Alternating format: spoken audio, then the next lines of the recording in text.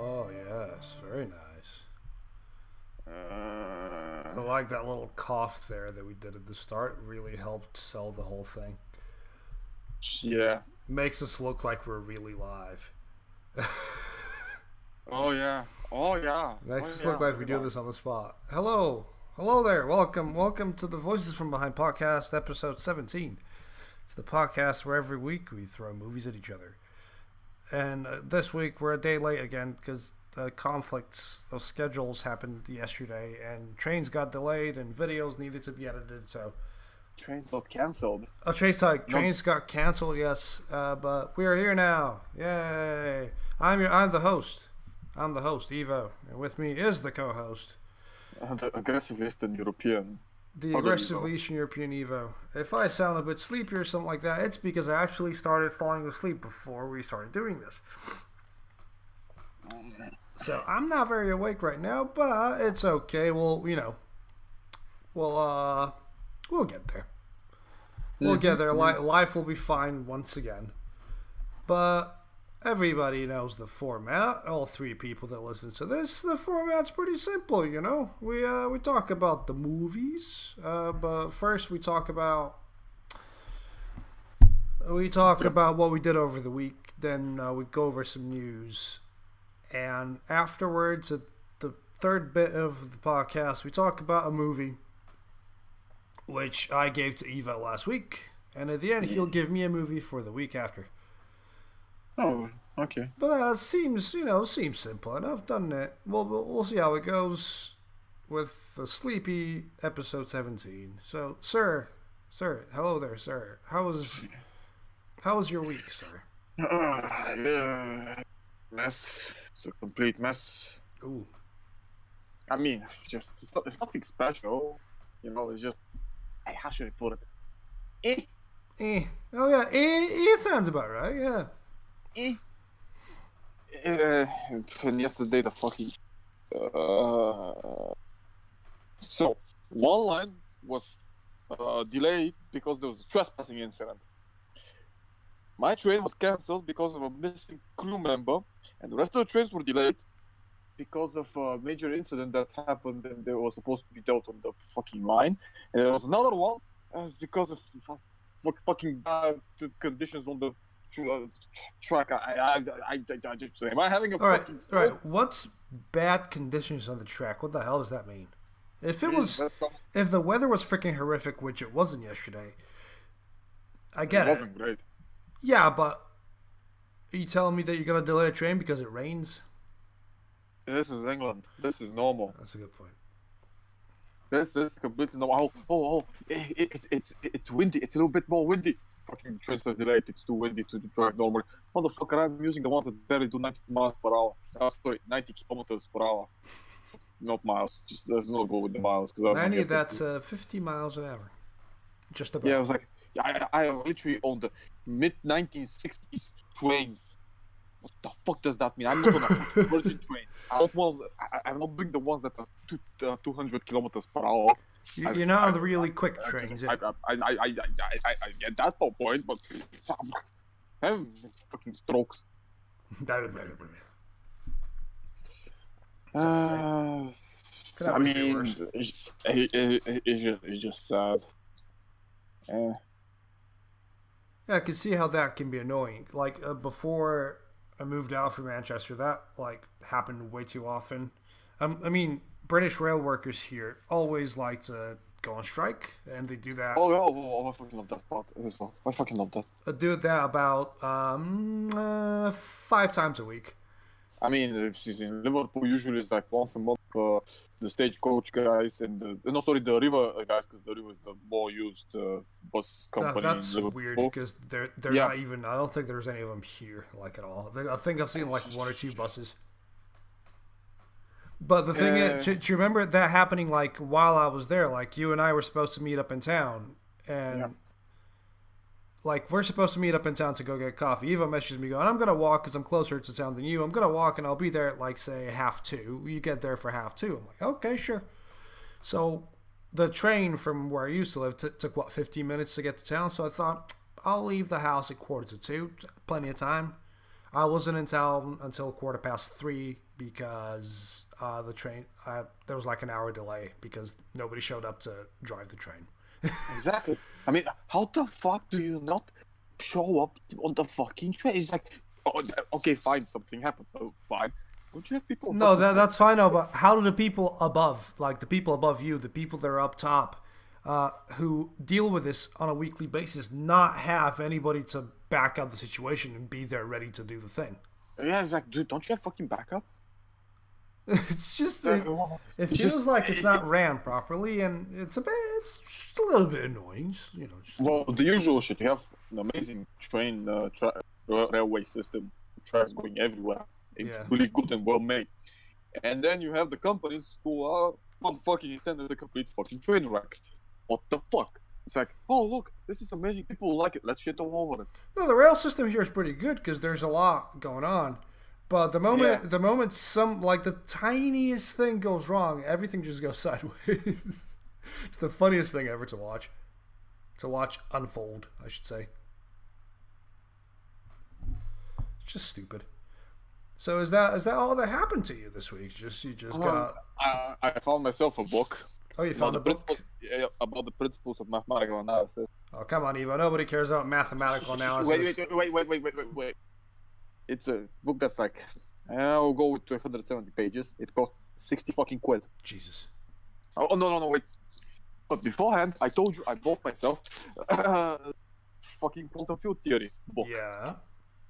I want you to hear this for a second. Are we gonna have the extract from the quantum theory book? No.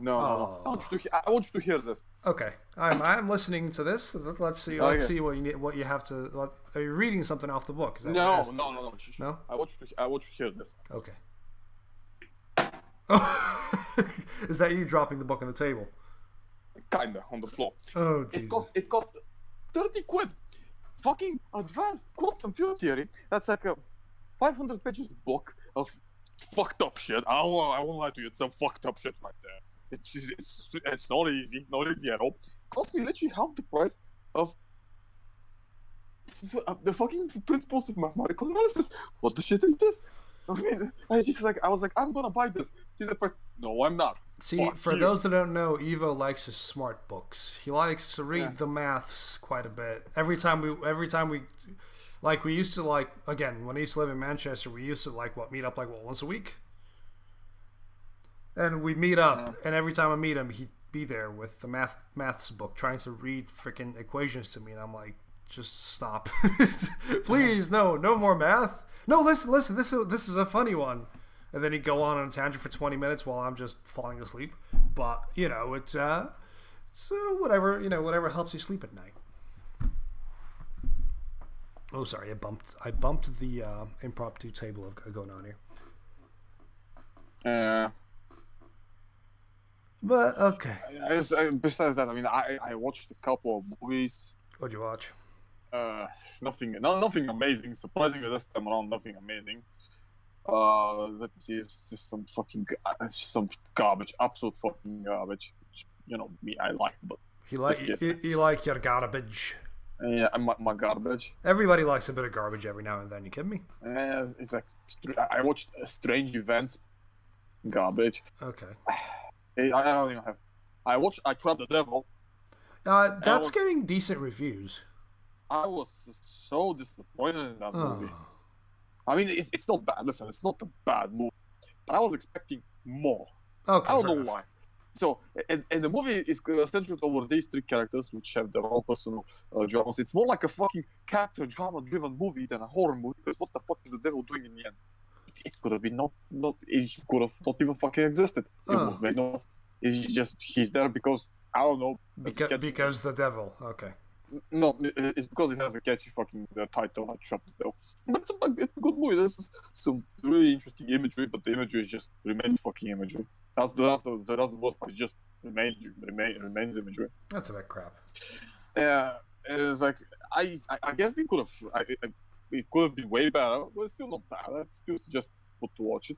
Then I saw the reviews for La Llorona.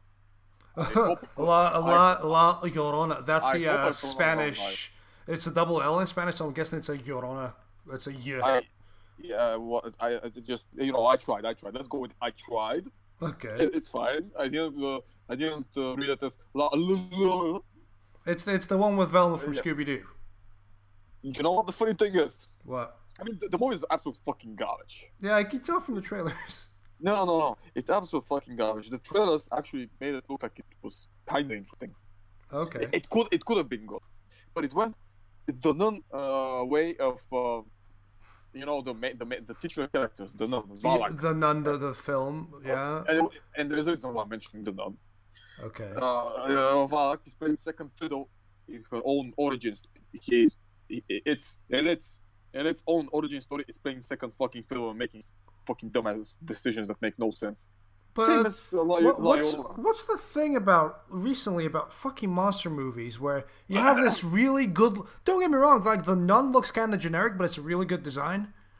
It's just a creepy fucking nun, and then it just does nothing in the film. It's like, why would you waste potential when you spend time designing a fucking monster? Because every basic bitch on my fucking Facebook feed was like, oh, it was amazing. Like, I got scared. I can go on a fucking tangent and explain everything wrong with that fucking movie. But hey, you little goth bitch, you think that you know shit properly because it looks good. It has a cathedral, and Christianity is bad because I'm a Wiccan. Because just no. It's not one person. Yeah. Because Christianic imagery and they make fun of it. Sorry, Filthy Frank, but I was like, and get this, La Llorona is tied to the fucking Conjuring universe. Is it? Yes. I thought it was just the nun that was tied to the Conjuring universe. Nope, because in La Llorona is the priest from fucking Annabelle the Creation. I think it might be the Creation. It might be. It's not just. Is it not just a cameo, or is it the actual same guy? Yeah, it's the same guy, and he fucking name drops Annabelle. Yeah. We live in this fucking. Because now it used to be that the horror universe used to be like Saw. Oh yeah, it is part of the Conjuring universe. I didn't even know that. Yeah, it's that bad, and no one fucking asked for this because it's like I saw this YouTuber by the name of Mr. GG. He's Mexican origin. I'll go with that one. Okay. He's Hispanic. He's Hispanic. So, and he was quite correct when he said this movie should have been the foreign movie. Because in the movie, it's like it's a Spanish, it's a Mexican boogeyman tale. It's Mexican origin, and it's only one Mexican person in that entire movie that says something in Mexican, then immediately translates it. Oh, because it's a Spanish-sounding name, or Hispanic, I should say, and it makes sense for it to be a Mexican thing. But why would you? So you tell me there's no Mexicans in the film? Yeah, the Velma is playing an Italian mother with a fucking Catholic church that's white, so from the north, I think. La Llorona is like a very Mexican sort of ghost story. Yeah, it's their origin. They do go in a little bit in the origin, but that's about it. And it's fucking dumb as shit. I mean, not the story itself, but the way they go about it is dumb as shit. It's everything wrong that you see nowadays because they literally exploited the Mexican audience for them to bring money into the fucking movie, so they actually break even.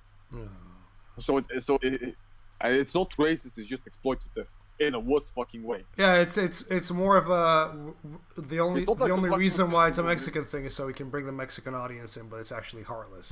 Yeah, and it's done in such a way that targets because he said it's marketed towards people who know the story. And all the Mexican people. Yeah, I used to I go through Instagram and I'll just be scrolling looking at posts, and every now and then I get how you get an ad in between posts. Not that you use Instagram, but basically between every few posts you'll get an ad, and I all the time I get the ad saying, "Do you know the legend of La Llorona?" And I was like, "Is this about the film?" I know about the legend, but I don't want to watch the film. It's pretty bad. I mean, I was so disappointed because I didn't expect much from the boy. I'll be honest with you, I didn't expect much. But I expected a decent, Ooh, excuse me, that was loud. a decent horror movie that's gonna fill a void that Pet Cemetery couldn't fill. Majority of reasons which I got into details. So that kind of pissed me off. Okay. Secondly, I sent you a video like a week and a half ago.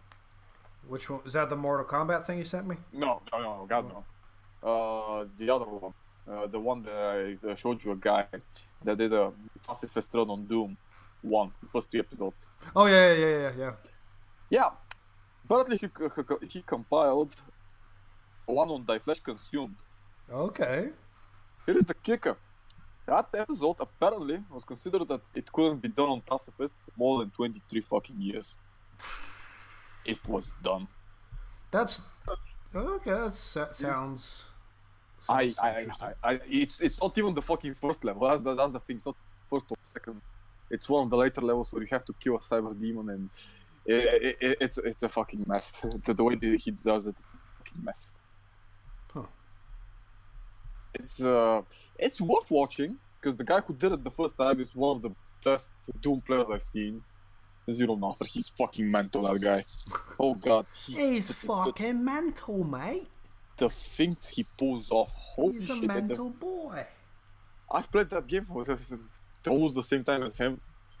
And I still don't fucking get how he does all the things. He was like, what? How did you... Okay, fine. Just...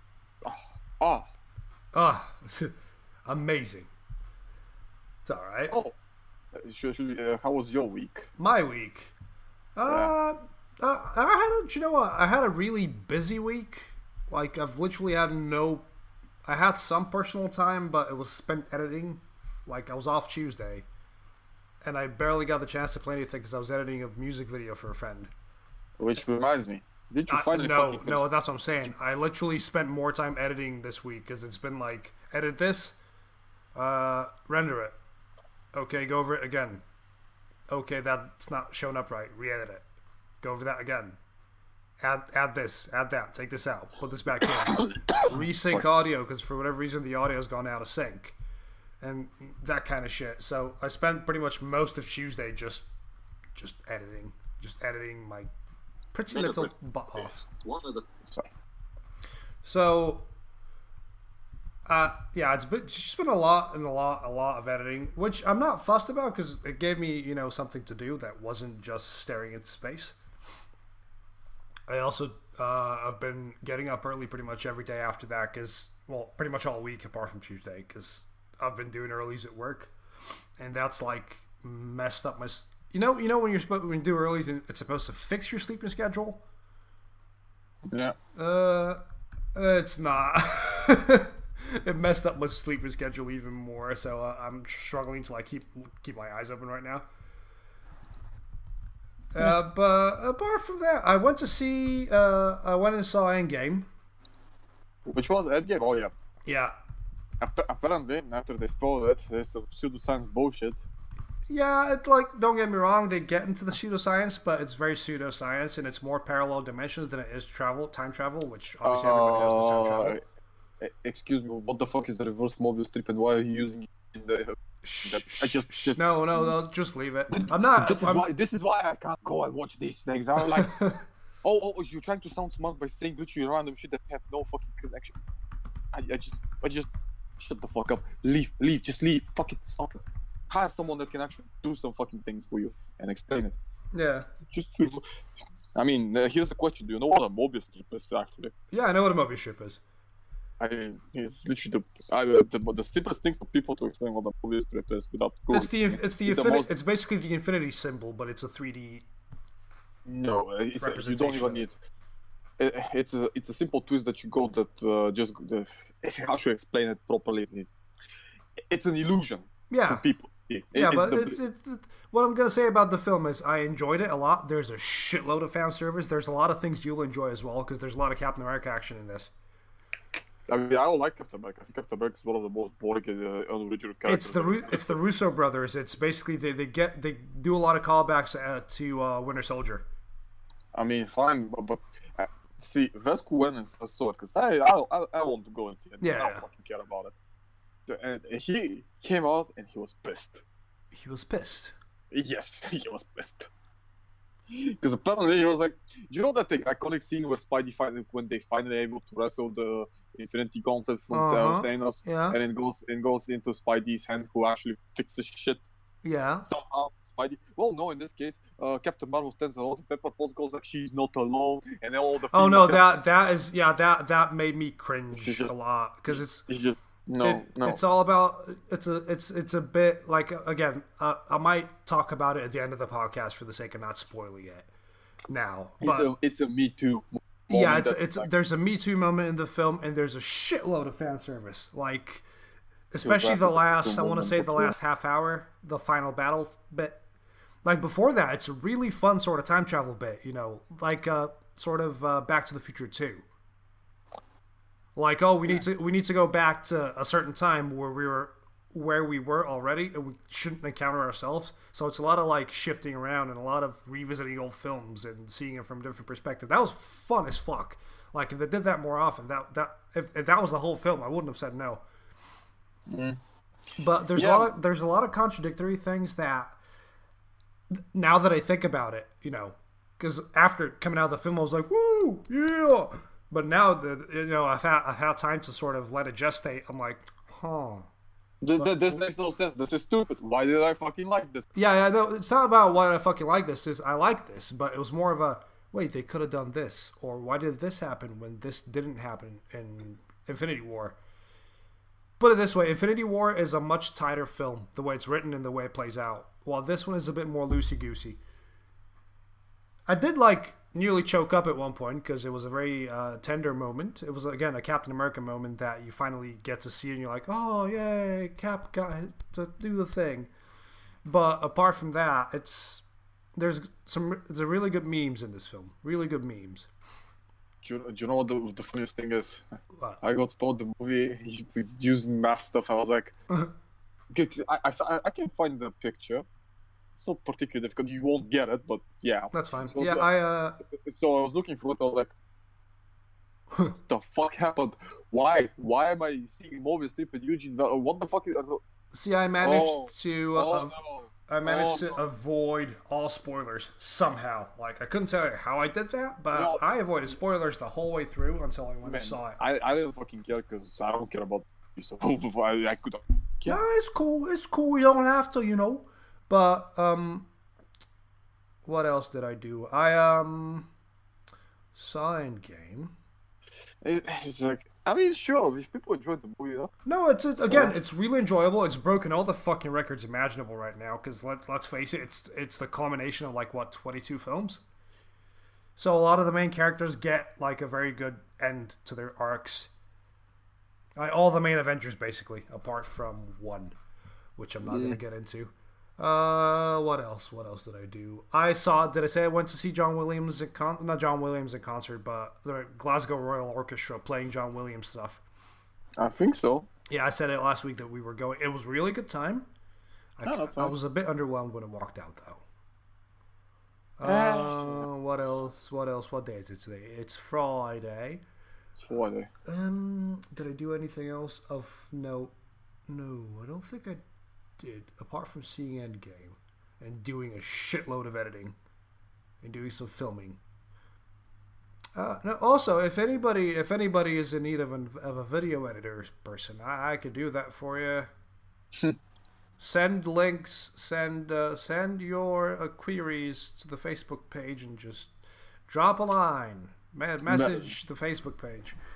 I think you're gonna get Twitch. Or get on Twitch and message me. No. The thing is, it's like, as a lot of those, especially big name Twitch users, God for them not paying the video editors and the designers. Oh no, I'm saying if you need something edited, it's all fucking ugly. You won't not pay me. Yes, I have a job and I can afford to do this on my spare time, but it's also my own spare time, so I'm not about to not get paid for it. You know what I mean? Yeah, it's fine. Yeah, I'm currently working on a little video. Should we get into the news? Thing. Do you want to get into the news? Because I'm trying to think of anything else that I might have done this week, and I don't think there is anything.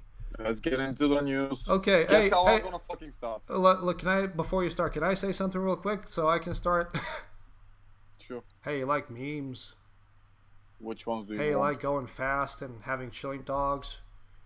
I'm not Hey, gonna get do into you that. like human teeth? Yes. Tell me, do you like human teeth? Do you like them when Uh, they're CGI'd and stapled onto your blue hedgehog man? See, the thing is though, yeah, I think like last night should be early morning for the America's Eastern. Yeah. Uh, I think that the director was no sorry, because it's a Paramount movie, isn't it? Or was it a Universal? It's Which one is it? Yeah, Paramount. yeah, he said on Twitter that they're not going to release the movie; they're going to rework it and remake it so that they actually don't. So it Yes. actually Yeah, looks they like, actually the director tweeted and said, "Yes, we're yeah, working on it right now." because it looked fucking horrendous. Which is a very sort of very quick shift of I fucking wonder why it yeah. looked like a fucking rat. It doesn't look like a rat. It looks like a man. It looks like a man in a suit. Doesn't even look like a rat. It's just a man. He's got human proportions. He has human teeth. He has. Oh, I'm gonna throw an image up on screen. Everybody's seen this at this point, but I don't really give a shit. Yeah, but the thing is, it looks like a rat, and I know people who look like rats in real life. So no. So no. Let's see if I can drag this onto the screen. This amazing image of Sonic. Sanic. Do you want me to get into the really good news? Really good news, apart from the Sonic trailer and Jim Carrey having to carry a whole film on his back. Which he won't, because he's just being Ace fucking Ventura, but he shouldn't be Ace fucking Ventura. He was the most annoying thing I've seen in my entire fucking life. And me, what the fuck are you doing? Hey, there, that's a thing about Jim Carrey that people say even without having seen this trailer. I don't fucking care. I just stop it, Jim. Jim, go back to painting. You're tired. You're a tired man. No. Do you know that Borderlands 3 showed up officially? Borderlands 3. Did I send you the mock-up of the? Oh, I don't fucking care. Do you know what happened? What happened? Apart from Randy Pitchford shooting himself in the foot. Guess who I'm gonna fucking insult for the next 5 minutes? That's what I Mr. Pitchford? Yes, Randall the Third. Randall the Third. He said officially the game will have no microtransactions. 5 minutes later, the game is gonna have cosmetics that you can purchase for real money. So if the game was Randy, I'd hate to break it to you, Randy, but this is that's microtransactions, Randy. Randy, why are you lying? Why are you lying, Randy? Why are you always lie? Yeah. And Randy went on a fucking meltdown on Twitter. He's like, "Oh, you fuck with the tweets are just twisting the truth about it and giving misinformation to the people, motherfucker. Do you even know what you got caught lying?" And most people own up, or at least they will have worded the whole thing differently. But since he said that there will be no microtransactions like fucking 2 months ago or 3, just so people get hyped additionally for the game, and how he got caught lying, and now he's blaming the journalist that called him out on it, because apparently they're the problem with this fucking site. The fact that you useless little piece of shit are the most lying, slimy cunt in existence after probably 3 more people that I could name immediately. Bobby Kotick is one. No, Andrew Wilson, Peter Soderlund, and fat fuck himself, Lord Gaiman. Oh, don't forget Todd Coward. See, I'm gonna play a little bit of devil's advocate. Todd Coward is a moron. Yeah, he's a moron, but he's a moron that was able to create his own engine. He's a man of good heart and good intentions, but he is like one of the first games he actually worked straight out of fucking college was Terminator game, and he made an expansion pack. I'm gonna talk mostly about the expansion pack because I never read better. It's called Skynet. Oh. The thing is, the game predates Quake by a full year, and it's on a different engine that's not used anymore. And it had actually 3D objects for the most part. It was almost fully 3D, way before Quake was. Okay. So this was at the time where this was actually trying to pioneer shit. It had driving sections, which were fucking horrendous, but hey, I'm not gonna do clown. It was basically Rage, is that what you're saying? No. I mean, it's a Terminator game. It had But open level essentially, design. it's open level driving every now and then, No. futuristic. It's a fucking Terminator game. You can just look it up. Eh. But it had the usual horrendous jaws the distance. Okay, where things just start growing within 2 meters of you. The scripts to it. So basically, if you could download the community patch, because imagine a Bethesda game being fixed by the community. I've never seen that happen. No, that's not true. Bethesda games are always stable and never crash and never have problems. Yeah, and it increases the draw distance. You can see enemies outside, but they can't see you. So you destroy them, and after you go into the supposed draw distance that they would start enacting the script, you just see how suddenly the physics kick in. Also, as in typical fucking Bethesda fashion, you tie up the physics to the frame rate. Congratulations. That's one of the stupidest things. That's not even just in Bethesda things. That thing they have been doing for almost 30 fucking years. How difficult is to figure out that this is not the case? Do you want to hear something really stupid about Dark Souls 2? It's also has the physics tied to the frame rate? No, not the physics. So on console, I think the game ran at 30. Yeah, I think.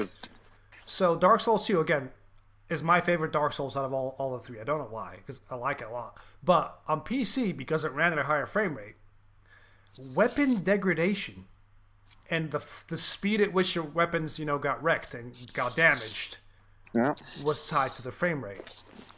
The fuck? And because you're playing it on PC and the frame rate is sometimes doubled, tripled, or quadrupled. Because we're not limited. If you smacked rocks or dead bodies, your weapons would degrade even faster because the game thinks, oh, you're smacking something, and at this frame rate, it's quadruple damage. Oh, I'm sorry. That's because people still think that having weapon degradation doesn't exactly. No, it's been a thing in Dark Souls for ages, so they had to put it in. But the fact that on PC it was still a horrendous thing. It was still tied to the thing. Hey, you get reset at the bonfire, so it's no big deal. But it's still silly. It's still tied to the frame rate when everybody knows that it runs quicker and smoother on PC. So it makes the game slightly more stupid for that. There is something behind this. Is lazy. Hey, I'm just. For the earlier games where they actually tried something, because this was pioneering shit, like I said. Terminator has some fucking pioneering shit, and it's way before the fucking bane of all FPS's Half-Life, the one that ruined all FPS genres for eternity, and will still fucking deal with the fallout damage. But for fat fuck himself. Although, I'll be honest again, Half-Life did pioneer a lot of things, and it did revolutionize a lot of things. But some of them are not good. Because before that, every game that we played has an open-ended level where you can visit zones way earlier in a certain set of level before. If you sit down and play, if you play Doom 1 and then you play Half-Life feels a lot more linear, even though it's not. Yeah, it is. It's actually the most linear game of existence. What you do is run from point A to point B so you can trigger the next corridor. Yeah. It's literally. I still stand that Half-Life 1 is better than 2. Well, fucking piece of shit because it's just a. Wait, sorry. The 2 is a piece of shit. It's the only thing that 2 does is being a tech demo with a shitty engine that's so outdated to the point that it's a fucking travesty that people use it for anything.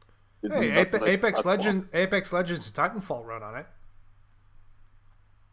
And you can no, wait. Yeah, they do. Apex Legends, Titanfall, and Titanfall 2 are all Source games. Yep. Jesus Christ! No wonder they ran so shit. Now they run great. Well, Titanfall 1 and 2 is ran like garbage. Like especially Apex Legends. I watched gameplay recently for like the first time because I hadn't seen it. And you can really tell that it's made by Respawn Entertainment because some of the animations are just recycled from Call of Duty 4. And I know that because I played Call of Duty 4 so much. And I see that animation and I go, and I get goosebumps. But the thing is, this doesn't sound right because Source Engine cannot do open levels. It can. It could the way they actually render shit makes it. Have you tried playing the fucking CS:GO Battle Royale? It's horrendous. No. Also, Insurgency runs on Source as well. Insurgency runs on Source as well. Oh, I haven't played Insurgency. I don't want to play Insurgency. by Goose, the original creator of Counter-Strike. Dark Messiah of Might and Magic is also a Source engine game. Oh yeah, because that game didn't have fucking issues. That's stupid. Oh, well, that game still has issues. You kidding me?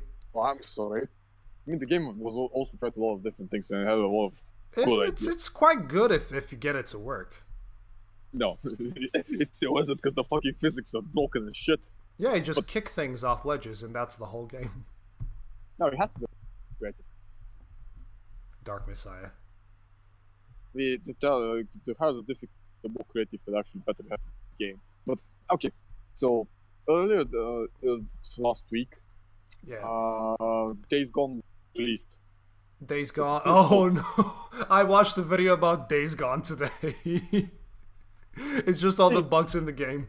It's great. Yeah, the game has some fucking technical issues and they're fucking marrying the game. Oh yeah. But the thing is, the game actually has a really decent story, except the fact that it's the one thing I fucking despise in all of the games. The survival games. Oh god, there is crafting here, and there's a character drama. I mean, the story is pretty actually good. It's pretty good. Okay. Just watch the story. It's a little too happy for the end.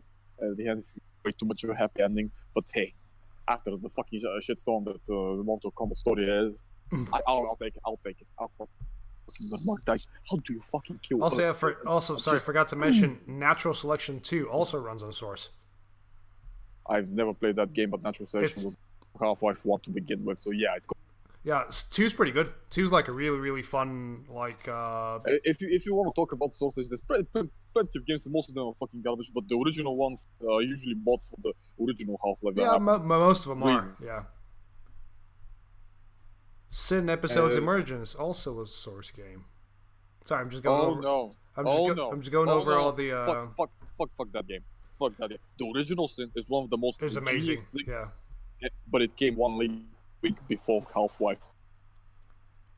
If anyone hasn't played Sin, the original game, Sin, play it. If anybody hasn't watched, I think it's Old School Inside Gaming playing Sin Episodes Emergence. Is one of the funniest video series you'll ever watch in your life. That game is fucking garbage. It's horrible. But yeah, Timefall 1 and 2 are also running on Source. Yeah, and they were fucking horrendous when you played them. Especially with a frame rate drop. It's not on 30. But when you play it out on a PC, you usually get the frame drops like fucking 80 FPS drops at certain points. It's just unplayable. Yes, Apex also runs on Source. So, what happened? I mean, Apex is just reusing the things from Titan. Yeah. It's not particularly difficult to see why it will run on Source because you already have the libraries. It's still doing really well, though. So. Of course it is, because it's the flavor of the fucking the next 6 months. Then something else is gonna come out. I don't know which piece of shit is gonna come out, and then it is gonna be, and people are gonna forget about this. Yeah. And so on and so on. It's the fuck cycle of also, the news: Peter Mayhew passed away. Who was he? Peter Mayhew is the guy that played Chewbacca. Oh. Massive man with massive heart. He was a good man. Bless Peter Mayhew. That is kind of sad. He passed away. Please tell me that at least he fucking finished the movie. I don't know if he did. Then again, though, a different person has been playing Chewbacca for, I think, a while now. I mean, yeah. I mean, I don't think I've seen settle. He passed away at 75. Good life. Yeah. Yeah. Shame, though. A lot of people on my Facebook feed right now are all of a sudden they're all whatchamacallit. Oh, I forgot the word. They're all Star Wars fans. Yeah.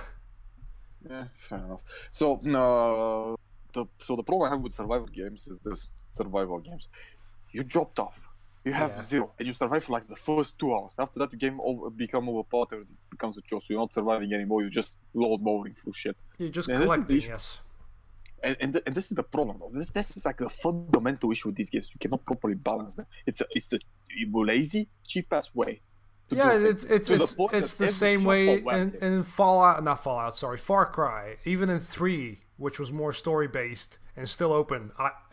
Halfway through the game, nothing could stop me. I could literally go into a camp, kill every person there without even being noticed. and just carry on through the game. This is why the last good actual Star Wars game was. Not Far Cry game was 2. Two with all the environmental fucking. You get used to it. That was like hardcore simulation though. It wasn't even like open world fun times. It was like, oh, I got malaria again. Oh shit. Okay, so and the way that those games function is just detrimental because everything becomes a chore and it gets boring really fucking fast. It becomes like daily. It becomes like a daily in like an MMO. It's what am I doing? Oh god, why am I still doing this? Please help. I think that the only game that ever I actually managed to get the thing was Subnautica, because Subnautica did something really smart. Okay. Because every other game is when you start getting overpowered, you do nothing. Well, Subnautica was like, okay, you got overpowered. There's all those places you can explore and see fucked up shit, and you can still go there and enjoy it. So most of the time, you're like, okay, so you're going on a quest to find more fucked up shit and figure out more about the story and the stuff, and it gets interesting. It's the fact that you're actually exploring and keeping things fresh and new that overshadow the core gameplay. See, that's the thing about open world games. You need to find a really good balance between. But there is no. I don't no, that's what I'm saying. You need to find a really good balance between story stuff and open world stuff. Yeah, but that doesn't. I mean, outside of Nautica, which is the be-all end-all in my opinion, I don't think there is anyone. That's why I never got into like Skyrim and stuff, because it's mainly just open world nonsense and horrible combat. Bruh, this Skyrim is just a bad game. It's a bad design, flawed game with so many issues. I don't even. Like, people said you should play Oblivion and stuff, and you know me. I got about 12 hours into Oblivion, and I got bored so much because it's a lot of just running around. Go here, poke this person, and they will not react because the engine is horrible and combat is terrible. No. The thing is, you've seen me play Oblivion. I've seen you play Oblivion, but you're a fucking madman. Yeah, I know the ins and outs. I know the bugs. I know how to exploit the system so you can actually have some fun. But the thing is, Oblivion is a dumbed down version of Morrowind. Hands down, Morrowind is the best one. Yeah, but also Morrowind is very classic RPG compared to the rest of them. No, it's the same shit. It's even fucking more exploitative than all of it. Because only Todd Coward worked on that game. Only he did. Was it just him on his own? Is that what it was? Yeah, because this is what happened. Back before Morrowind was released, Bethesda was gonna go down under. So, they had a couple of really difficult decisions to do. So Todd Coward did the absolute mad decision, and he developed the whole game, and put the fucking hours in, and did almost everything alone. He was doing it overnight, wasn't he? Like in weekends and shit on his own. And it's all based on a D&D session they had. So that's the whole story. And he created the world, and it was fucking amazing. It's literally it's what people actually like about Bethesda, because he went balls in. Balls in. He was like, just balls in. I'm gonna do it. I'm gonna try and see how far it goes. It went well. I mean, like I said, the game is fucking busted and broken. It's even worse than most of other Bethesda games. But it's almost a one-man venture to get the shit done, and he did. And he saved the company, and he created a he became classic. They put him up like on a very high shelf after that, didn't they? Yep.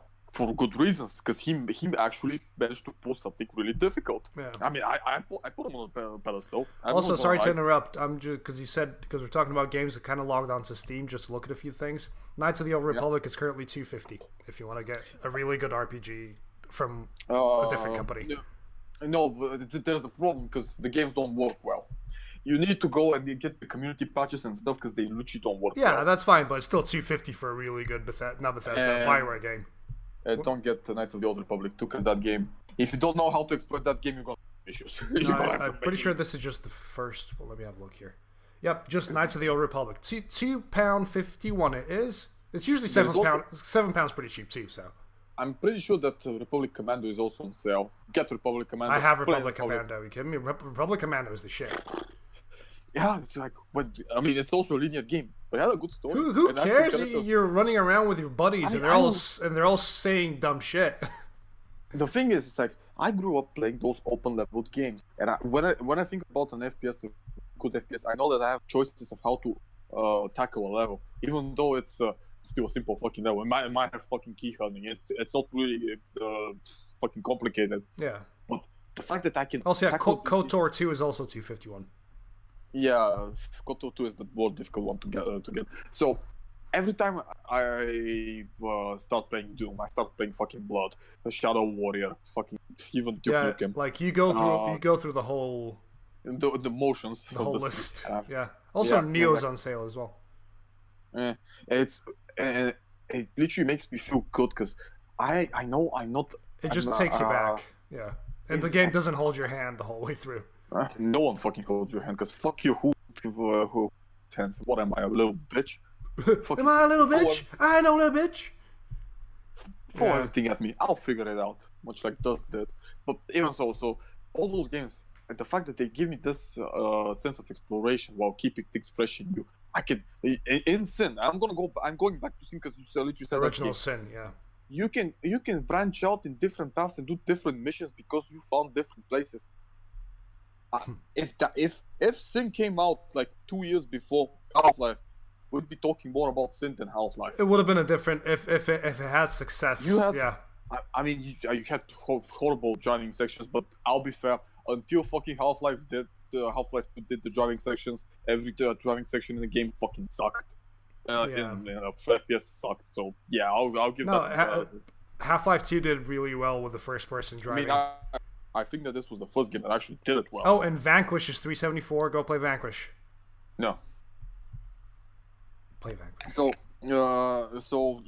and the fact that it's like there is so much good and the way it's developed. Then comes Fat Fuck himself. And DMC4 is $799. Stop reading the wiki videos. Just link it if you want to. So I'm sorry. I'm just looking at the sales. So Captain Fat Fuck himself comes up, and he's like, "Oh, I'm fucking tired. I don't think you can design actual levels with actual ideas behind it. I wish I could level design.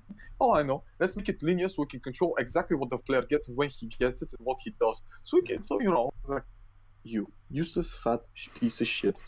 Thanks to him, now every FPS I fucking play, it follows this because it's I won't lie, it's easier to create this linear style of game where you control everything that the player does, and it's basically just go from one script trigger to another script trigger to another script trigger to another script trigger. I'm not even gonna say cutscenes because Half-Life did reinvent how stories are being told because it was a continuous game with no cutscenes and the narrative was presented differently, and it was the first game that had people moving their mouth with not horrible voice acting behind it. And it's like it did a lot of good, but also did a lot of bad. Yeah. People just tend to forget the bad. I don't fucking enjoy linear games anymore. It's like, I mean, I don't even enjoy open world games because they're the most fucking linear of them all. Like, somehow, yeah. You can explore all these things, but you don't need to because you need to run to that place. Or you just beeline to the story missions, yeah. It's just like, so what the fuck? So why is that there? Just expect. Oh, because I could go explore, get some shit that I don't fucking need. It's probably gonna make me fucking powerless. Fuck. So literally, after half the game, I can almost assuredly just fucking push to the end in a one fell sweep. So all of the shit that you try to create a story-driven perspective makes no fucking sense because it's fucking boring and it's dumb. It's like you just get back. Open John Romero's levels and figure out why he is the fucking messiah and why people still put him on a pedestal, even though he released Daikatana, which, by the way, he was partially he was partially responsible for the Deus Ex, so we can't really give him that much shit. I mean, he was mostly responsible for Deus Ex. Yeah, it was his idea. Yep. But yeah, the thing is that Daikatana has a community release that actually fixes a lot of the issues, and the game is actually playable and not that bad in reality. It's literally not that bad. Yeah. If you want to find it, play it, and you see what I'm talking about. Because this is how you should probably do it. Just make it good. Okay, so I've given you a link to an image, about a horror film that's going to be coming out. It's a Christmas horror film, and it's called A Christmas Miracle. And that's a poster that came out recently for it. Oh, I've seen this. I think I've seen this. Oh no, wait! I'm thinking about the shitty game. Sorry. It's a Christmas Miracle. Yeah, that's the poster for it, and I'm not sure what to think of it. I'm not gonna put it up on screen because it's just a poster, so we can't really draw a lot of conclusions from it. But it's basically cemetery, and there's a hand in the background engulfed in a tree, and there's a little baby carriage at the front, and that's it. Well, I mean, poster. I mean, there's a lot of things that checked out. I mean, I don't know. These things is like you show a creepy poster, and let me get back to La Llorona again. Oh, sorry, yes. But La Llorona had a very amazing poster. I mean, I'm not even sure what that poster looked like. Let me see. Oh, is that the one with the woman extending her hand, or is it the one where she is in the background? She's in the background. Good one. Yeah, that's not a bad poster. Yeah. Yeah, it's a pretty good poster. Yeah. Bad well, I wouldn't see this shit. Or is it the one where it's her and the two kids? No. It's the one that. Wait, I'm gonna link this shit. Because the one with her and the two kids isn't bad either. I mean, no, this one. Sorry, I'm sorry. Fuck. Oh, let's see. Yeah, that's. This is a pretty good poster. Too bad. That's a pretty good poster. Yeah. It's pretty. Too bad that the movie is not literally. I think this is the scariest part in the whole movie. The poster. The poster. And you know what the worst thing is? What? Apparently, the guy that wanted to create the movie, the director, was really fucking passionate about it. But the powers that be, the studio boys. So the powers that be said, nah, just tie it to the Conjuring, because we have people from the Conjuring here, and just make a lot of jump scares that are absolutely fucking dumb as shit and predictable as fuck, and everybody knows. See, a lot of jump scares in the Conjuring actually made sense, and they weren't just. I mean, in the first one, they had actually creative jump scares that made sense. In the second Conjuring, it's toned down, but it's not great. It's still pretty great. They're both still pretty great stories, though, not just for horror films. Annabelle, the first Annabelle had one scene I actually liked. We don't talk about the first one. Apparently, Creation is pretty good. I watched Creation. I was bored as fuck out of my. It's just, I don't know. It's something about the whole idea behind it. It just doesn't make sense. It doesn't impress me. It's just, I don't know. It's dumb shit. It's literally dumb shit that makes it happen. Absolutely dumb shit. Because this cerebral. It's not so sorry. Cerebral. Give me a second. I need to find the term because. What? Okay. Poliomyelitis. While you're going through that, I'll go over some more news because I think we're pretty much done with news. Wait. This I just looked at because I'm going through my phone thing. Detective Pikachu has got really good reviews. Review Pokemon. This is from Forbes. Detective Pikachu is the best video game movie ever. Oh no! So this girl that has polio is forbidden from going in a room, and then suddenly she opens the room, which is basically to Annabelle. She even opens the fucking door with the doll is, and she's like, "Oh, I see a lot of fucking things. A lot of Bible pages being just stapled to the fucking wall." That's nice. That's normal. I mean, it's just a doll there. It's like, oh my fucking god, just how dumb as bricks can you be? Piece of shit. I mean, it's literally, because it's a kid, you can't literally call it dumb. But it is dumb. Because even if it's a kid, fucking... It's an inquisitive child. Yeah, look how well that worked out for Georgie. The idiot. Hey, Georgie. Hey, Georgie. Oh, come on here. Take it, Georgie. I'm sorry. It's just bad, man. It's just some movies are able to make the stories just function on purely story-wise. That's like I Trapped the Devil. I Trapped the Devil actually did it. Because it's a basic story. It's a man thinks he has the devil in his basement, and his family shows up. So now hijinks ensue. That's pretty much it. Yeah, and it works. It's like, and they don't make dumb decisions. Turns out that he actually did trap the devil. Is that what actually turns out? I thought it was just his delusions, or do they play up? Oh no! Because at the end of the movie, when one is left and the police enters, she kills one of the policemen, and the other one kills her. He opens the door, and he sees the devil, and he's frozen. And the whole time you hear this man talk, but a little girl walks out of the house, and the little girl looks like the one in the images. Holy So yeah, fuck! Oh, I'm getting goosebumps Yeah. thinking about this. All right, all Yeah. right. I'm definitely Yeah, seeing this.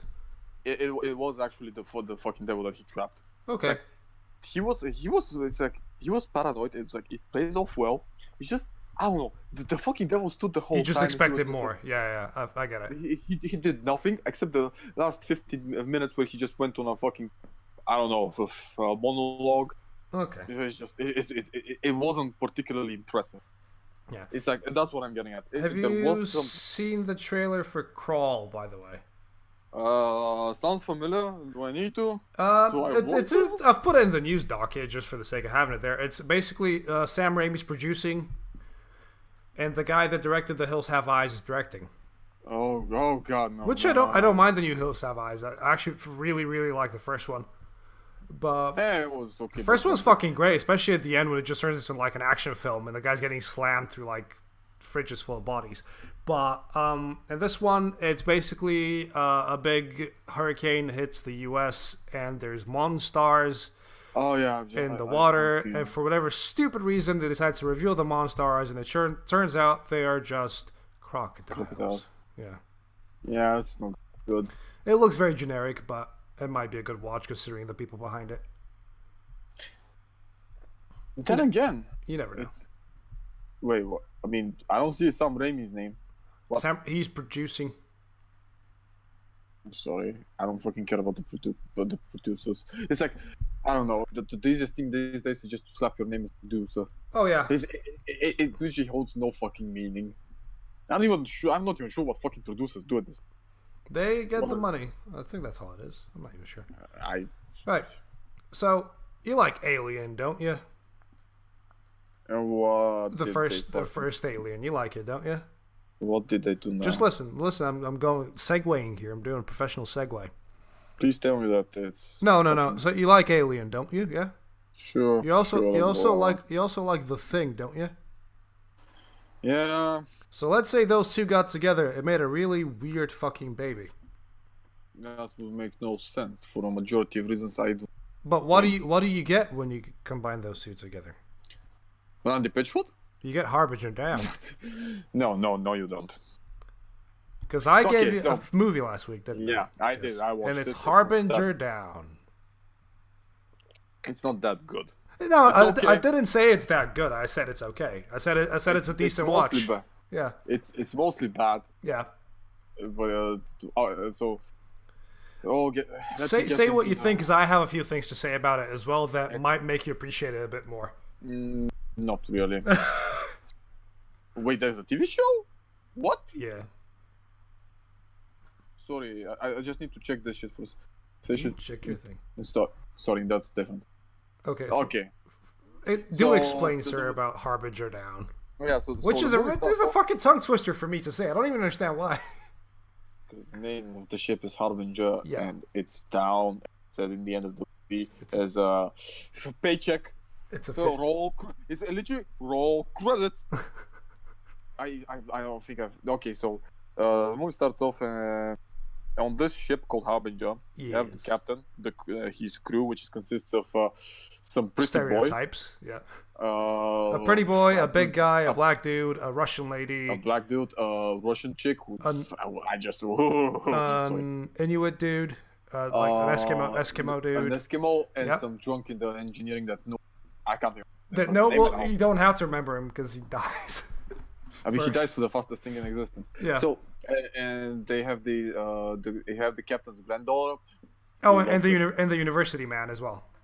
Oh, and the university assistant, the other black person that. Yeah, and the university doctor professor.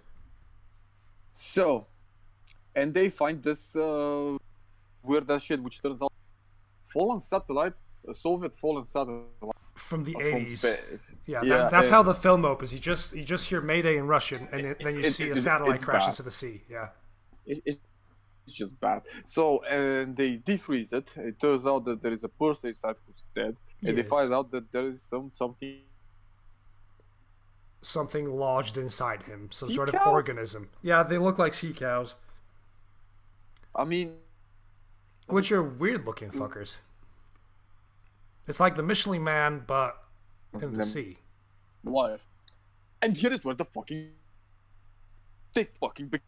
Sorry, so you have turned into a robot. Do repeat, please. So they found out. Nope, still a robot. They fucking begin from here. Holy shit, this is done. So They get yeah. over the time there is this dispute between the professor and the woman, his student that found it, and the main girl, professor. basically. Yeah. Yeah, and the professor wants for them to for her to sign up the rights for the thing to him that he found it, because he's gonna get some fucking prices. I don't know what he meant by that. He's like, I'm gonna get money from this. Please give it to me.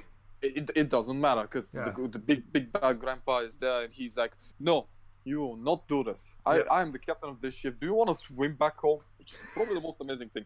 And Lance Henriksen in this film is the only reason, if you don't like this type of film or you find this film stupid, he is the only reason why you should watch this film. Because all he does the whole film is just spew sass at people, and it's the best thing ever. And and they suddenly gather up because the guy in the engineering is dead, because the thing somehow got to the engineering and kills them by fucking, I don't know, things. Yeah. And it turns out that the fucking professor somehow got infected. And this is where the movie starts having fucking issues. So much fucking issues that it's glaring and destroyed the whole movie from the bottom.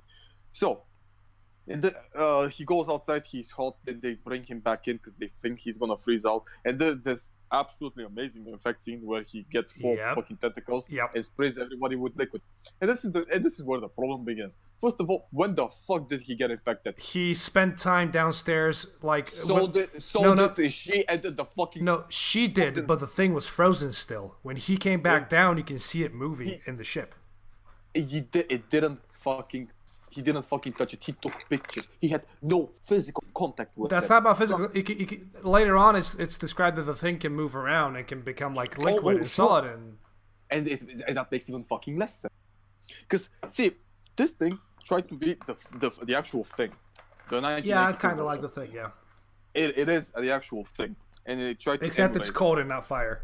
That stops it. No, they burn it. They fucking burn it. They fucking burn it, because, okay, fine. It literally tried to be the thing. That's fine. I don't mind it. But it misunderstood the whole fucking concept of the thing. Because you can remove the thing from the thing, and you can just put a fucking mass murder there. It would still work. Or you could just leave it to the whole, like, which one of the loners did it, the thing. It doesn't even have to be about the alien, it could just be about the relationships between the guys. No, that's not even it. Because the thing is, the thing, the concept is, of the thing, the original thing is, like, the isolation, the fact that you don't see what happens. Yeah. You don't know who it is. They don't know who it is. You're isolation leads to paranoia. And there's also one thing that you should always keep in mind. There are fucking rules to these things. There's always fucking rules.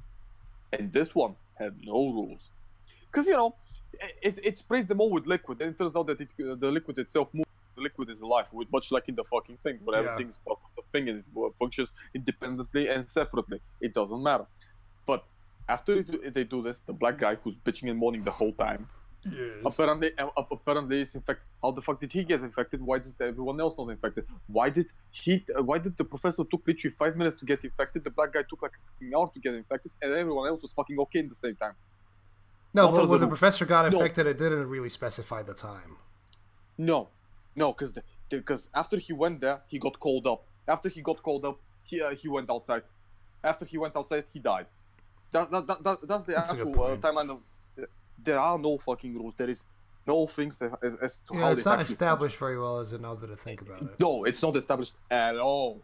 There are no fucking rules, and this is a glaring issue because you have to have the logic behind it. You have to know how this shit works. Because if you know how this shit works, it would make sense. So you are able to predict it. Even in fucking Doom, the movie, that piece of shit, the Rock got infected by the coagulated monkey blood, and it did show up. Because you know that's how it fucking travels. It traveled like a disease, even though they were fucking mutants and called demons. Because fucking executives thought that being demons is too controversial, even though that's what made the game so popular in the beginning. I just okay, fine. And it's like these rules are always fucking flawed. It's like a fucking check. Oh, in the thing, if it gets to you, you're done for. It would take you're fucked. like a minute. It would take a minute, but you're done for. You might even not realize it. You're done for. It always fucking shows up that way. But it's like, on the other hand, in here, it catches all of them, and only one of them is infected. Why is that guy infected? I don't know, because we don't need a black because black he's the black guy who was the comedy relief. Who bitches around, and you have another black guy, black woman, sorry. Yes. Also equally as much bitches and whatever. And this is what it falls apart there. It stopped being more of a monster movie. It started being like a fucking slasher movie with no fucking sense to it. Yeah, a little bit, yeah. And this is where the problems also continue. But in a sense, I appreciate what they did, because that's why I gave it to you, because I knew you could.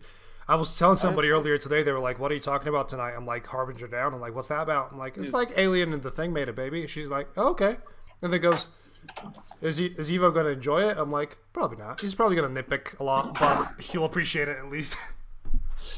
And it's like, I do enjoy how they actually stay together. Yeah, there's no separating. There's no. I think that was the smartest thing they did in the whole movie, actually. Yeah, they're like, this thing can travel by the water. It can turn to water, so maybe we should just stay together. Okay, we're just gonna stay here until it passes over. But they went first to the engineering, and the engine room, and Acta dies. Yeah. This horrendous fucking little pet shop of Horus level looking puppet, because that's what it fucking. They all look like this, because occasionally you have some fucking good animations, stop motion. Yeah. And it's like, it looks fine. Occasionally it looks so fucking horrible, it's almost laughable. It's like, it doesn't hit this middle ground. Like, it's okay. It's like, it's either decent or fucking horrendous. And when it's horrendous, it's really bad. Yeah. So, and they go and search stuff, and turns out that the Russian on the ship is a spy. Yep. Sorry, a consultant. Okay, she's like, I'm not spy. I'm actually just. We don't call ourselves spy anymore. He's just consultant. Yeah, that was funny. I appreciate the joke there. That's a good joke, yeah. Do you know what? Another joke that I really appreciate in that film. Lance Armstrong popping up after they see the monster for the first time. And he goes, "We're gonna need a bigger bucket." Oh yeah, because their line of reasoning is not wrong. Yeah, they had liquid nitrogen in buckets that they were going to chuck at the monster to stop it from moving. Because they thought, it's like, so this thing was... It was frozen. It was dead while it was frozen, so we might as well try and freeze it. Yeah. I don't even mind that. Fine. The thing is, after the black guy turns around, Russian goes like, freeze something. It can unfreeze it live. That's why you have nothing left. Yeah. Like, fair enough, but... Oh, I'm sorry. Bring up the fucking flamethrowers, McGreedy. It's time. It's fucking time. McGreedy, get on the flamethrower! Get the fucking flamethrowers. Not the hogs, McGreedy! And it's like, and they found out that she's a and then she's like, oh, I have also bombed the whole ship, and it will go off exactly 2 hours. No, an hour. Something like that. She's like, 30 minutes, the submarine's gonna come pick me up, and in another 30, this whole vessel's gonna blow up. And they were fucking panicking at this point, and the black chick thing moves from fucking pipes and gets and it's immune to. Yeah. Damn it. Sorry, you're a robot again. Sorry, not robot, but you keep like breaking up. I don't know what's going on. It's fine. It's fine. And the thing is about the when he moves, the black one dies. And it's dumb death. Then they managed to check those fucking stupidity, and I can't remember because it was so dark. It was part of Acta's body. I had a head growing up from it and tentacles that got her. I don't know. It's something dumb as bricks. Yeah. But it turns out that she didn't die, and it just simulated her. Why the fuck does it do that? Why? Because it said it can replicate. No, because you need the fucking antagonist in the whole movie, and it has to be the Russian chick. That's a good point as well, yeah. Because in the fig, it was the professor in the end who won, because he was the one that was separated from them. And here's the thing, though: you never know if the professor was started being infected or became infected afterward. Yeah, that's the thing. You don't know. It's like you have no, and it's never. In this case, it's like she bit this professor. It will show you how she became another little pet shop or the puppet. Do you know which one I'm talking about? The plant one? Yeah, the singing one. Yeah, that's how the things look. Yeah. Pretty bad. And here's the fucked up part. Because if it doesn't open its mouth, because her head is part of her jaw, it looks good. When it opens, It just looks a bit funny, doesn't it? Yeah. it looks ridiculous. That's the bit because it's serious up until that point, and then you see that and you go, and you just kind of like giggle to yourself. It's funny. And they try to find the bombs were in a part where no man can go because she's a woman. Yeah. And they send the granddaughter down there, and she's picking up the bombs with a fucking magnetizing stick. I don't even know what the fuck it made sense if you think about it. Like, we were researchers, so we know what we're kind of doing. That's fine. I'm fine with that. But there's a problem with that. What the? I mean, I just don't understand what the fuck is. Why do I have a magnetizing stick? Because they use it. Maybe they use it. Oh, that's a good point. It's a fishing. It's just a fishing vessel, isn't it? Why would they have a magnet stick? I mean, I don't get that. I mean, it made sense for the movie. It made perfect sense in the way it was done and presented. It was fine. No, a lot of the characters in this film make sense. Like they do a lot of things that make sense. I mean, they're not just caricatures. Here's the question. Yeah. What is the role of the pretty boy on that ship? He was just there to be the pretty boy.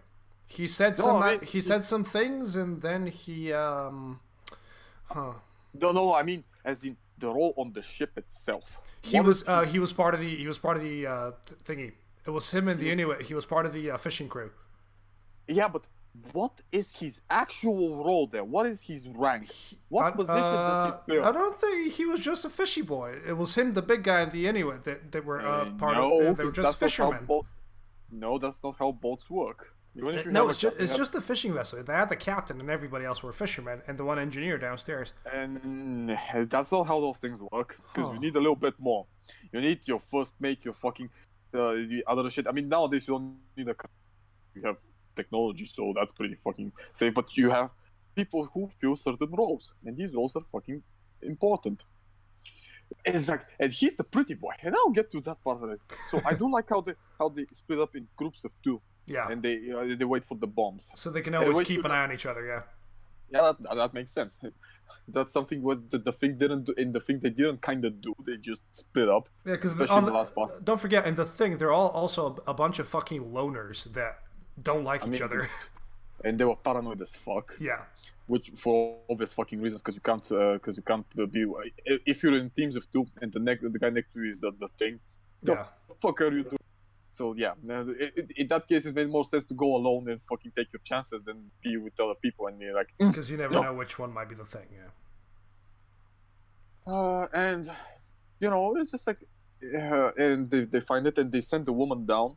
Yeah. That apartment of the ship, which I'm gonna call it waste disposal. And they figure out that because she's in some water. Turns out that's not water. That's the thing. It's a lot of sludge, yeah. Yeah, and the sludge is not normal. Yeah. And it's like, and when she realizes it starts moving much like in every fucking movie ever. It just starts moving. You're like, oh really? Oh no. And here is and they go out, they blow it up, but still not dead. Yep. I mean, it's not dead, but it turns out that Big Papa, the granddad, has been wounded by the thing, so he's definitely infected. Yep. And the big black guy, I think he was black. I think it was insinuated that he was black. He was big. Oh wait, he's Winston Vesco. He's Winston James Francis. Yeah. Oh, he was in Fist Fight. That one Ice Cube movie that literally bored the living shit out of me. But it's alright. Man, they all did a good job acting. I'll give him that. Oh, he was in Training Day, the TV series guy. He does a good job in this film, playing like a big goofy guy. Oh, he was in Sons of Anarchy. I appreciate that. So no. So the thing is like, and he faces the Russian chick who apparently they both kind of liked each other, but they didn't. Yeah. it's never really explained because it doesn't matter. And then you see her in her monster fight version, and it's fucking laughable. And he dies by enabling engines to work. Yeah. Which fair enough. It makes sense. Once again, makes sense.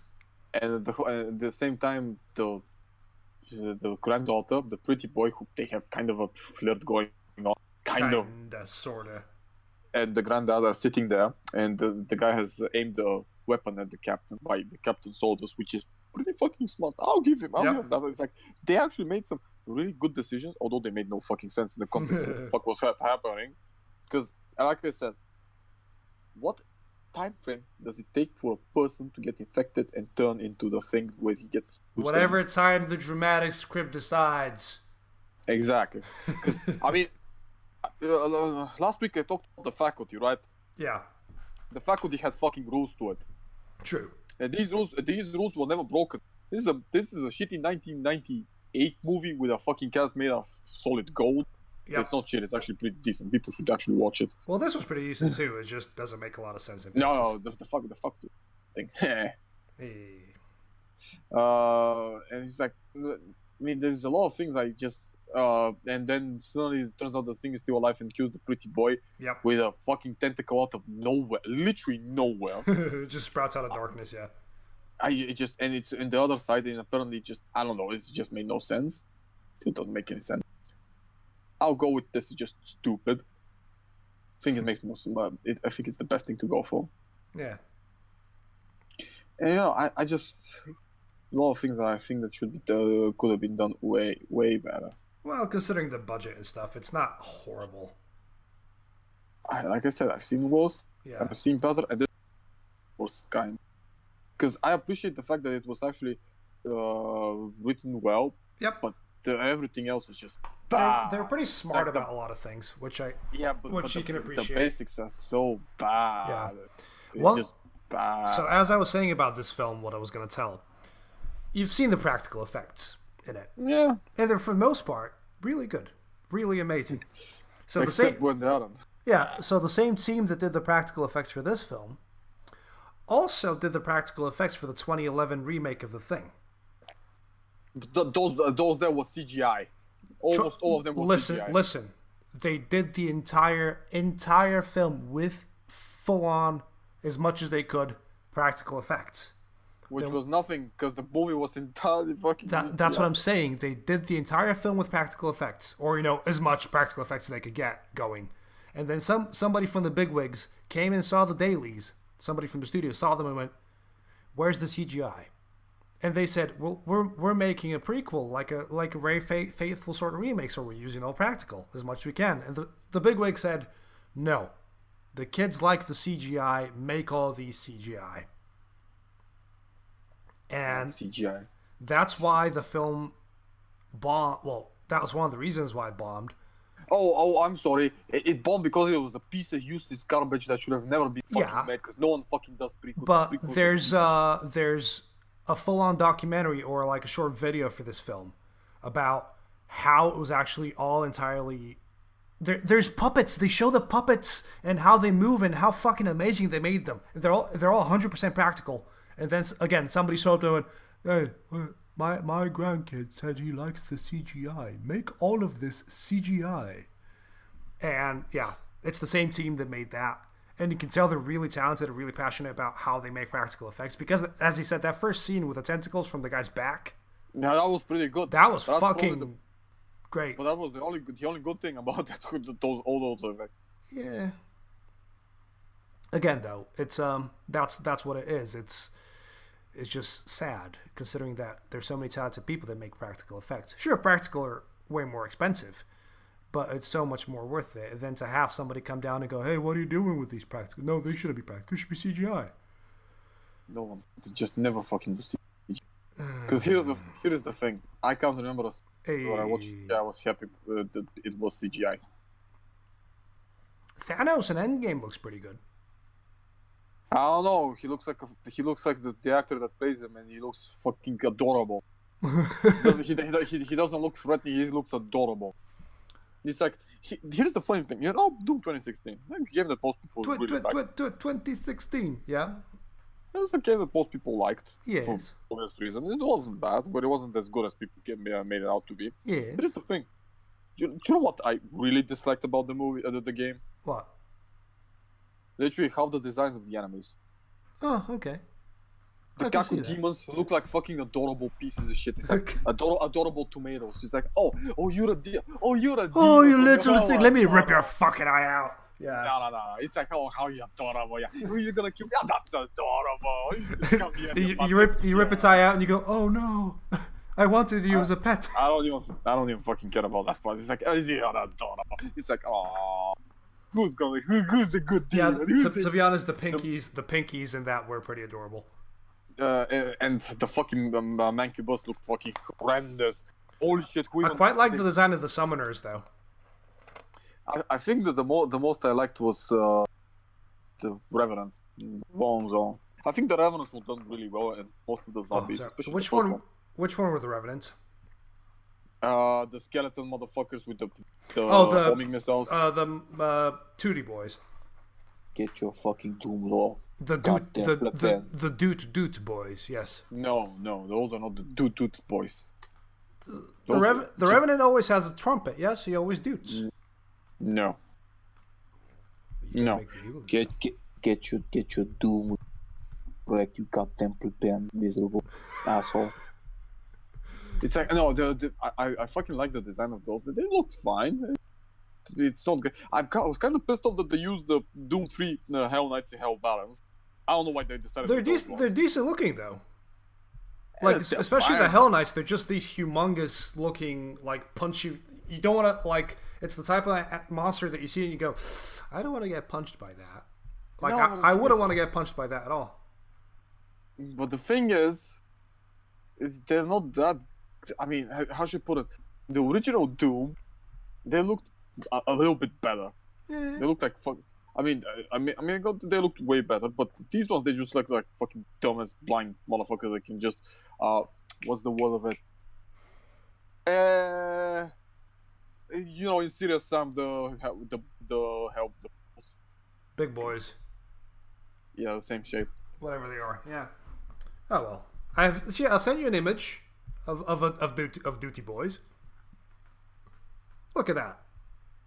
Look at that. Would you want to play that? No. Dude, Eternal. It's like and the Hell Barons, they look like in the original Doom, and I appreciate that. Even the pink flesh, it's a nice touch. Thank you. Hell, all the massive Minotaur looking guys, yeah. And the new that's a really that's a really good design, yeah. But in the original Doom, the Hell Knights and the Hell Baron was differently called. So the Hell Knights had a fleshier tone to them. Yeah. While the Hell Barons had a pinkier. Sorry, not.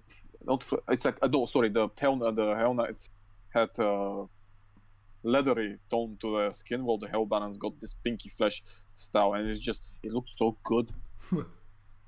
and the fact that it's like you see a bunch of fucking muscles, literal fucking muscles in front of you. Yeah. I mean, this is because the first time you might appreciate Doom Eternal's designs a bit more then, because they're a lot closer to the original games. I mean, I saw the theories that it's gonna be because you're going back to Earth, you're getting the original gear back from the original Doom guy. Yeah, it's basically gonna be it's basically a remake of Doom 2, but see, this is Hell Barons. These are the Barons. Yeah, look at them. I'm looking at them now. I mean, you know, compared fucking the concept designers 101, Adrian Carmack at its fucking finest. Wait, so the Barons? What about the Knights? I thought the Knights are give me a second. The bald ones, yeah. No, they have they have the leathery tone to them. Just give me a second, I'll find the. Okay. So the image I sent you is what Doom Guy's gonna look into in the new Eternal. He basically looks like the way he looked in Doom 2. Here's the Hell Knight. Oh, I see. I mean, the thing is like I don't like the fact that he's not fully armored. Well, he's not fully armored in Doom 2 either. In the poster, he's wearing the exact same stuff as he is in this design. Except that you don't see the naked armor. No, you do. I didn't. I didn't. Bear with me. He's the cover of the freaking book. I will send you the image. It's not a problem. What book? If you're talking about the Doom Bible, I'm gonna fucking come to No, stop it's this. Put the It's this. down. Look at this. Look at this image. This is great for audio podcast, isn't it? No. Short sleeves and shit. I mean, yeah, but the thing is, like, you misunderstand how this thing worked. Because the first Doom, he was a human that went for Phobos, died, went to Deimos, went to fucking Hellcore, went back to Earth, which makes sense. And in this one, he has the full armor because he spent the fucking eternity in hell. Yeah. Killing shit when the demons themselves couldn't kill him, and they only managed to trap him so that he stops ripping and tearing shit apart because they literally couldn't fucking do anything that's the against new him. one, yeah. The demons are like, so this guy came down and we had to put him on ice because he was causing way too much havoc, and we just want to live our normal demon life. And then the humans came and started taking resources. And they resurrected the fucker, and now he's running around killing everyone. Actually, that's not what happened. Because they knew about it. Because and the demons warned them. They kept the guy on ice again. Because once they opened the fucking the gate to hell, he gets up. He's like, time to get to work. Yep, He's pretty like, much. That's how Doom 2016 opens. He's just like, huh? And he just crushes ahead and just starts going. No, I mean, and this is the thing. It's like, it's like this whole time to get to work mantra that you see through throughout the game. Yeah. It makes sense. Yeah. And it's like, it's fucking amazing. And they kind of ruined it a bit. And I don't know. I see Doom in a story, and I'm like, no. Doom has literally the dumbest story in fucking existence. His pet rabbit is dead, so he goes on a massive killing spree. No. He sent on a mission. Mission is fucking haywire. He tries to fix shit up, ends up in hell, kills shit. Once he gets to Earth, he realizes the demons on Earth, and they killed his favorite pet rabbit. And now he's even angrier. And now he goes to hell to take vengeance for his pet rabbit. Yep. They pulled a fucking John Wick to almost 30 years before fucking the original John Wick. I mean, can you process this for a second? This is exactly the same shit as fucking John Wick. Except it's not a puppy. It's a rabbit. It's even more adorable. Yeah, because a murderous fucking psychopath, a literal fucking killing machine, a god of fucking war has a fuck that rabbit. The massive beast that is Doom Guy. Named Daisy. Yeah, do you know what's one of my favorite bits about Doom 2016? I mean, that he does not care. Like, he's there looking at Hayden on the comms, like, okay, you gotta take the thing out very carefully, and you have to remove it from. And he just looks at it and just starts kicking it, just fucking he solves every problem. Like, he doesn't know finesse. The only finesse he knows is the way he treats the collectibles. Like, you know, he'll pick him up. He slightly lift his little. My favorite one when he picks up the original. No, this is literally my favorite original. When you pick up the original Doom Guy model, and he's like, he fist bumps and goes. Yeah, he does the yeah, boy. Blah blah blah blah. Yeah. And that's the only. It's that and the guns are the only things he actually has finesse with. Everything else, he doesn't walk. All he does is he runs everywhere. He jumps off high ledges without giving a single fuck. And every time he's like, oh, I have to press buttons. I mean, the original Doom was kind of the same thing. Pretty much, yeah. Because the only thing he actually fucking killed was that rabbit. Yep. And that got translated really well in the new one, which you can only appreciate. And, and in Doom 2, he goes to Earth and he saves the last bit. This is the difference between the Doom franchises. Why Doom Guy is not Doom Slayer. Oh, is that Doom? Are they different people? Yes and no. Because first of all, Doom Guy has brown hair and I don't know, he looks like BG Blazkowicz. He does look like, because they use the same engine, so. No, it's a different engine. Wolfenstein's on one engine, then God himself fucking touched the genius and his fucking son, John Carmack. And John Carmack went like, okay, new fucking John engine. Carmack said, I will program it the God, thank you. Blessed be you. When he fucking created the engine, it sent a fucking revolution through gaming industry. Because you had the two biggest fucking geniuses in existence. compared paired with some of the other geniuses that came out, like Adrian Carmack, All who's the designers amazing. and Yeah, because they were fucking amazing and they made it work.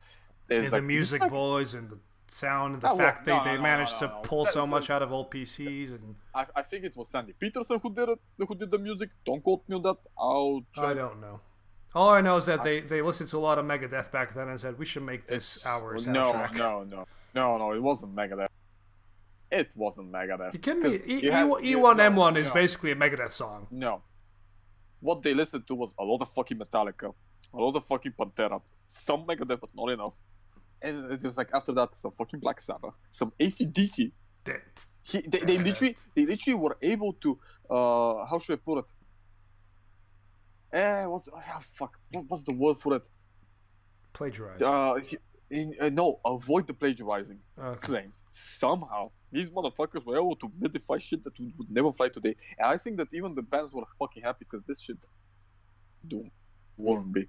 Yeah. So, and Doom 2 went fucking far and above by doing some other, because it had Black Sabbath After All the Dead, which is Dio doing fucking doom metal for some reason.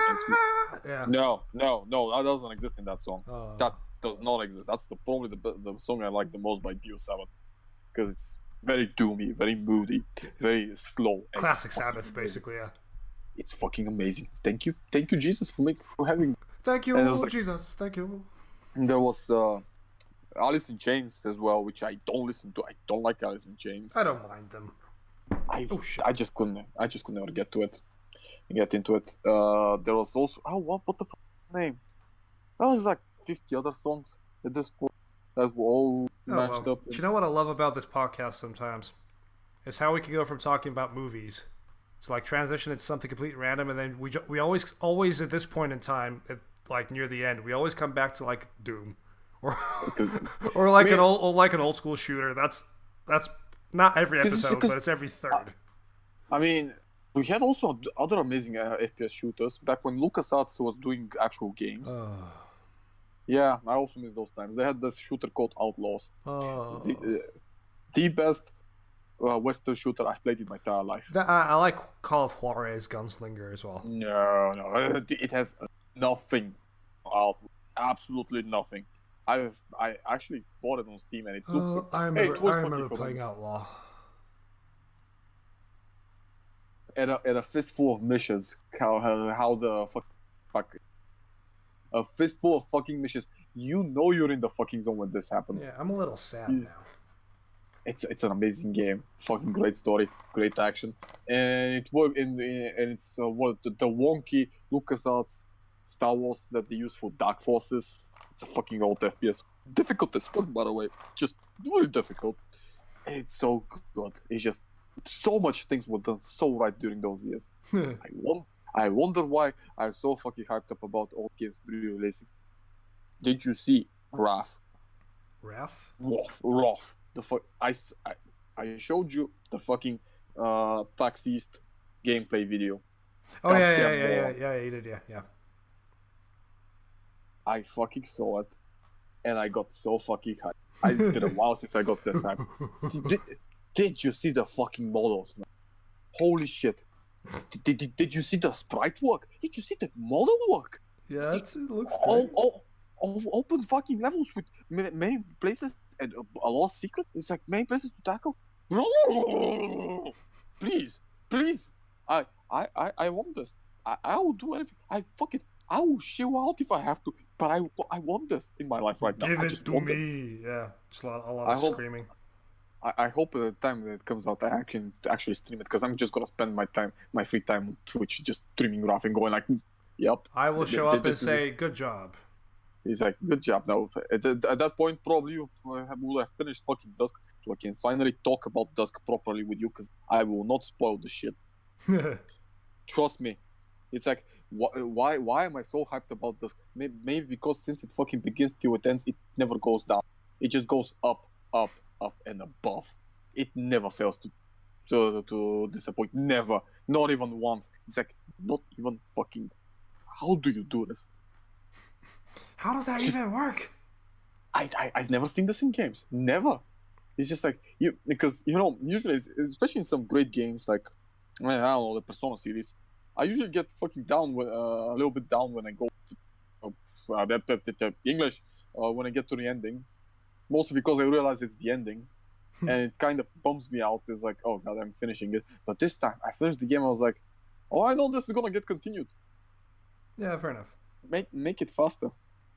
Just, because I know that when I finish a Persona game, I have to wait for half a fucking decade for another one minimum, which is gonna be a refresh on the other one for just on a different system. So I have to wait almost a fucking decade to get an actual continuation of the goddamn game. I'm like, just pisses me off. And replaying those games is not actually easy because it's just so much work to do. That's why I usually go for 100% of the first time. So, yeah, should I give you a movie? Let's give me film, please. I want film for next week. Okay, so I remember how like 2 weeks ago, you told me about Metro Goldwyn Mayer. I want to emphasize on those words. Are gonna make a movie about the only black samurai in fucking existence. Yes. Well, I'm gonna show you how it should be properly fucking done. Yes. This is probably Forrest Whitaker's best movie ever made. The best movie he ever made. Hands down, I think it is the best movie he ever made. Forrest Whitaker. Okay, what is name of movie? Ghost Dog. Ghost Dog. And by the way, it's also co-produced by Reza. Oh, Ghost Dog, The Way of the Samurai. Ghost Dog. 1999. He's a kind of master of his trade who can whirl a gun at warp speed and moves through this world like a phantom. No, listen. Oh, wait, sorry. Listen. The thing is, the synopsis that's given there is fucking wrong. Okay. It's absolutely, completely wrong. But yeah, you have Forrest Whitaker. Okay. Playing a fucking... you have fucking Henry Silva. You have so many... You have John Tormey. Did some amazing work on some movies. He's like... I think he was in... Oh, wait. I think... Which movie? God, what the fuck's going on? I can't remember. No. Crystal Jade Scorpion was pretty good. Mafia City, no. Oh, One with Lucy was pretty good. Okay. I remember him from... Oh, he was in the collect... No, that's the... Okay. No, so the movie is pretty good. It's really amazingly done, and it encapsulates everything about the whole samurai culture, because it's really deeply rooted in the samurai way. And it quotes a book that I have read called Hagakure. Okay.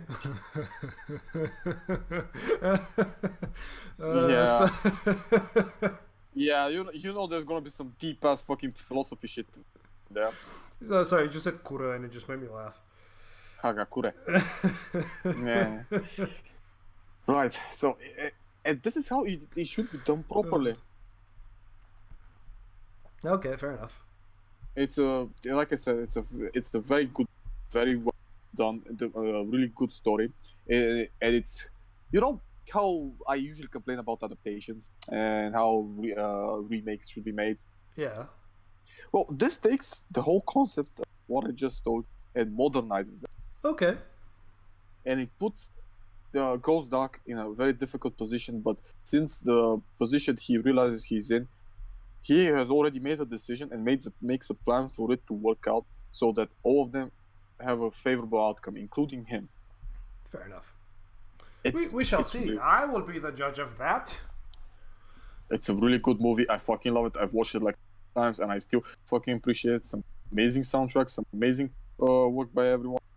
But in the acting department, what the fuck's going on? Yeah, just weird noises happening while you're talking about the film. Fair enough. Well, I'll give it a go next week. That's not a problem. We will talk about it then. Yes. Have you got anything to say here? Anything to send us out into the night? Geez, that's a good. Oh. What the fuck was I forgot. So, by the way, Days Gone By launched on a very bad launch day, so it made less money than it should have. It's I'm sorry also about an that. absolute messy piece of shit. Days Gone. So you know. I mean, watch the story. The story is pretty good. Story's I pretty actually good, like- yes, but it's also the game itself is just a buggy, messy, horrible. I mess. think they should have ironed it out. I mean, the story behind the game is pretty good. Yeah. You should. Okay. But last week I said that the flying things that when you shoot them in dusk, they shoot more things. Like when they turn. Yeah, it's Yeah. called Bone, not Icon of Sin. Icon of Sin is in Doom. Okay. The Icon of Sin is the end of Doom 2. Which, by the way, if you no clip below the Icon of Sin, you see John Romero's head. Seriously. Oh! Because when you enter the thing, Yeah. it says shit, but it sounds garbled, but no, it's reverse. It's reversed speak. It says, "To win the game, you must kill me, Oh, that's John pretty, Romero." that's pretty cool. Yeah. You can clip inside and you can see the John Romero's head on a pike and just shoot it, and he does some fucking funny faces.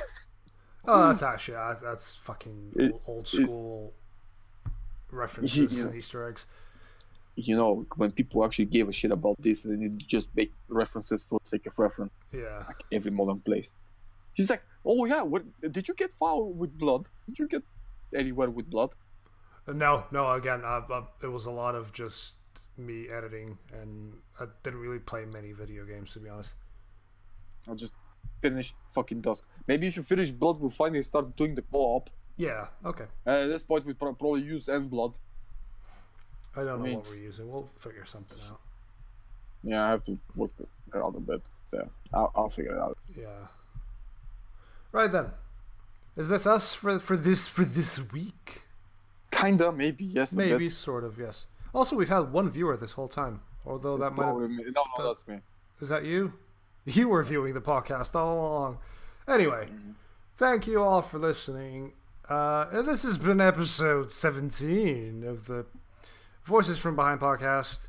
We will see you all next week on episode 18, and music is playing. So I might order pizza. I ordered pizza last night as well, but I don't know. We'll see. No, don't do pizza. I can be ass cooking. It's a pain in the ass. Alright. Okay, bye. Okay.